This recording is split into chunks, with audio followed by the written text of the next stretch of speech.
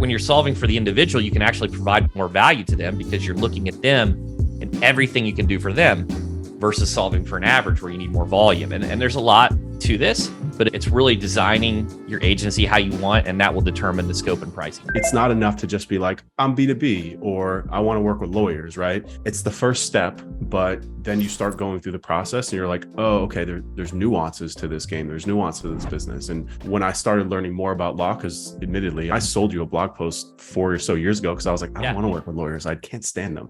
But now as I've grown and I'm matured, I actually quite enjoy working with them because they care about one thing and one thing only, and that's phone calls, right? Care about qualified leads, phone calls. They don't want to deal with anything. They don't want to write cut. They just give me results and I'll pay your check, right?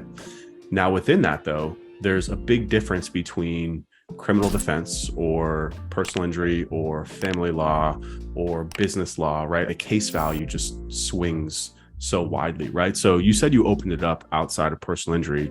Do you still have a focus within that, or and how do you price that? Yeah. Do you change your pricing based on the type of lawyer? How does that work for you? So let's say you have 2 leads that come in, or 2 clients. One is a divorce lawyer. The other one is a car accident lawyer, right?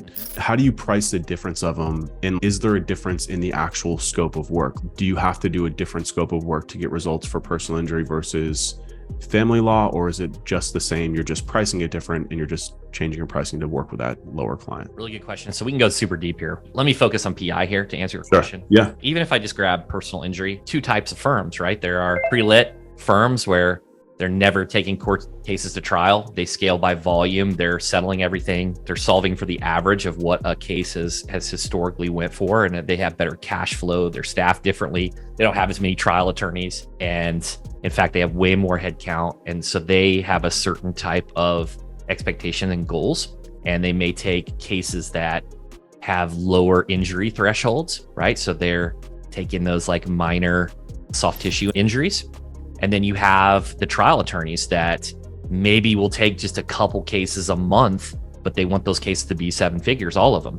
So even in that scenario, you would potentially price different based upon their goals. But anyone, it's how much do you want to dominate? Do you want to just dominate your market? Do you want to have a lifestyle type experience? And these are questions that happen in the qualification process. You can do applications and scoping before that, but I find that it's really important to get to their really underlying needs and wants in that first qualification call.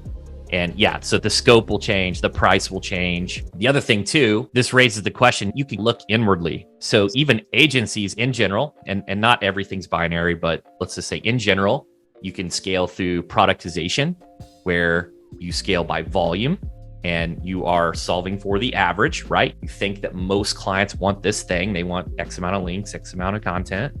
Or you can solve for the individual, the client. And that's where you can go super deep, super bespoke. Everything's a blank canvas. So it's also like what you want. It's how much value. When you're solving for the individual, you can actually provide more value to them because you're looking at them and everything you can do for them versus solving for an average where you need more volume. And there's a lot to this, but it's really designing your agency how you want, and that will determine the scope and pricing too. So when you take on a client, Chris, especially because you mentioned productization, right? We talk a lot about productization inside the blueprint too. Something I always recommend, especially if you're doing less than $15,000 a month. It's like a must. You have to have a productized service. Or you're gonna drive yourself crazy trying to figure it out, unless you've got a very high ticket client on the other end, like a PI attorney. But you're probably not, your first client that you sign is not going to be 50 grand a month. It's just not going to happen. You have to earn your way into that situation, right? So when you were only working with PI, for example, right, you were only doing SEO. And you also mentioned the exclusivity. It's pretty straightforward. If it's a New York PI attorney, they're going to pay you for that exclusivity. You sign a contract, you're only working with them. So point I'm trying to make is that you're basically doing the same thing over and over again, basically just in a new market. So were you just like copying, pasting project plans? Were you doing the same thing? Are you doing pretty much the same thing over and over again? And also, how do you treat that when it comes to like content and links? So for example, if you're doing the same thing over and over again, are you basically just using templated content and just switching out keywords and then getting the links from the same sources?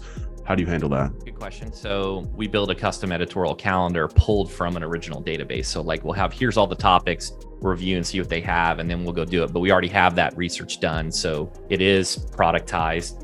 When we're doing before the qualification call, we're looking to see what the gap is in terms of referring domain. We're looking at things like the amount of content that they need and what content needs to be enhanced. But it is a lot of productization.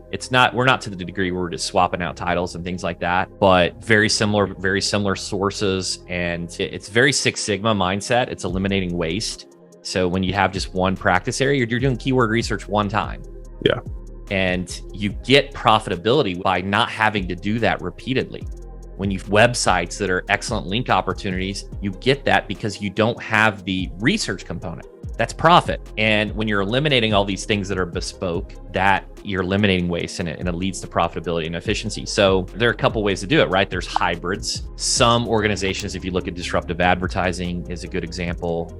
They have an enterprise division, right? Their enterprise division could be staffed and where you could do some of those bespoke things and they keep it contained. And that would be like a hybrid version, or you just go pure productization. Productization is typically where you see the prices on the front. You can see them like, this is what it is. We're solving for the average. This is what you get. Versus the custom, typically you have to do that diagnosis to get the custom pricing because everything's different.